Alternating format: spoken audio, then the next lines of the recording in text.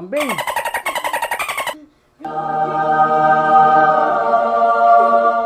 Oh no! Kami saging. Wow! May kami reaksyon! Yo, what's up mga par? So ngayon, isang magandang umaga muna sa inyong lahat. So sa lahat ng aking mga kaibigan diyan. So shout out sa inyo lahat. So ngayon, mga par, so ngayon lang ako nagkaroon ng pagkakataon na mag-vlog ulit dahil dami nga, busy nga. Madaming ginagawa sa buhay. So mayroong racket. So ngayon lang ako nagkaroon ng time para makapag-content ulit. So yun, kumusta na kayo mga par? At shout out sa aking mga kaibigan dyan na hanggang ngayon ay walang sawang sumusuporta sa mga vlog natin. So maraming salamat sa inyo sa walang sawang antabay sa mga vlog ko at saka sa maghihintay. So ngayon, pobras na tayo sa vlog.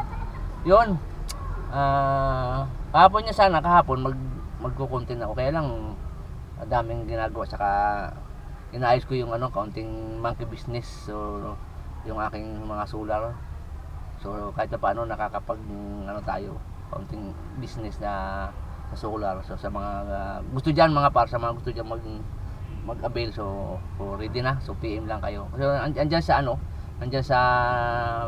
FB page ko yung mga gadget.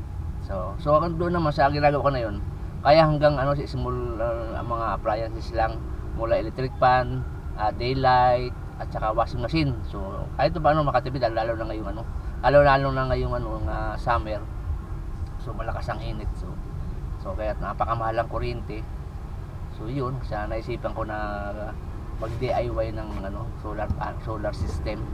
So yun naman, natapos at hinihintay ko na rin yung mga spare part, mga part noon, para may ikana na natin ng maging functional yun. At saka pala, sinasoutout ko sa kaibigan ko diyan sa mga OFW diyan na hanggang ngayon. At saka doon siya nag-PM doon sa namin ni Parvin na si Parvin talaga isang magaling. Shout out nga siya muna pare. Shout out sa iyo, baka magtampo ka. So yan nga pala si Parvin ang aking mechanical report. So kahit anong mangyari, basta si Ford nagkaroon ng aberya, so agad ni Parvin yan. Talaga namang automatic kung sa push button. Yun. So yun, saka lahat ng gustong pagawa, lalo na sa mga 4-wheel special test sa mga manual. So PM lang kayo sa kanya, doon sa kanyang doon sa mga vlog ko, naroon naman sa comment section naman yung kanyang yung mga yung kanyang FB page saka telephone number kung paano niya sa makontak. So kontakin na lang niyo.